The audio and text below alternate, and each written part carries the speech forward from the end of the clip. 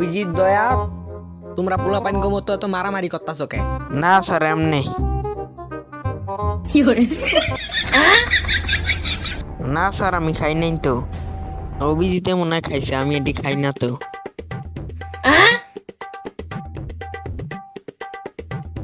অভিজিৎ তুমি বলে চিপস খাইছো?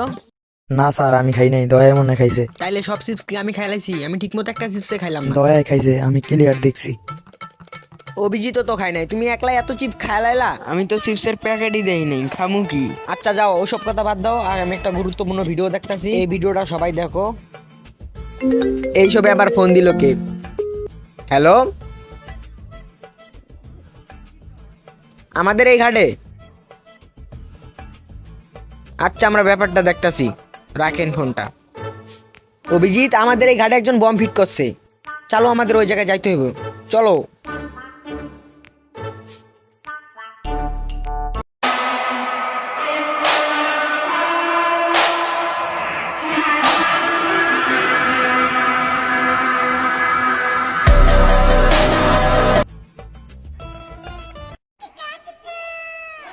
এই বমটা দেখে আমার একটা জিনিস মনে হইতাছে, এই বমটা আমরা জীবনও ডিফিউজ করতে পারবো না। তার বদল আমি সায়েন্টিস্টরে পাঠাই দেই, তোমরা থাকো। অগণ থুয়া গেলাম, আমি থাকলে যদি পরে অঘটন ঘটতে দেয়, পরে আবার অসুবিধা হবে। তার বদল আমি সায়েন্টিস্টরে পাঠাই, ওই ব্যাপারটা দেখুক। সায়েন্টিস্ট কাকা, আপনার কাছে একটা কথা কনের লেগে আইলাম আমি। ঘাটে একটা বম ফিট করছে, ওটা আমগো দ্বারা কোনোভাবে ডিফিউজ করা সম্ভব না।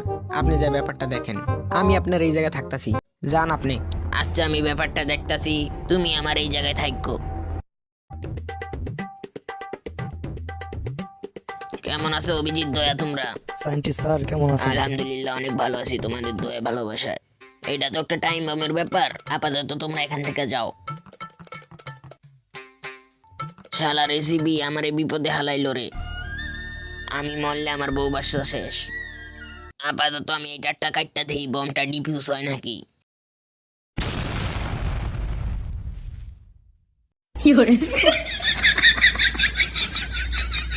হালার পুত এসিবির লেগে আমার জীবনটা আমি বরবাদ করে দিলাম, বম ব্লাস্ট করে মারা গেলাম আমি। হালার ঘর হালার জীবন পায়ালই আরেকবার, আসলে আমি ভুল গেছি তো আমি মারা গেছি, ওরে আরেকবার চান্সে পায়ালই।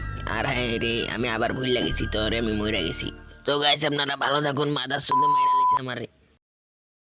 তো গাইস আপনারা ভিডিওটা দেখলেন, মোটামুটি হয়েছে। আর ভিডিওটা অনেক ছোট বানাইছি, সামনে ভালো ভিডিও চলতেছে, তো তাই একটা আপাতত ছোটখাটো একটা ভিডিও দিলাম। আর সামনে অনেক ভালো ভিডিও আসতেছে, দেখেন। আপাতত এটা দেখেন।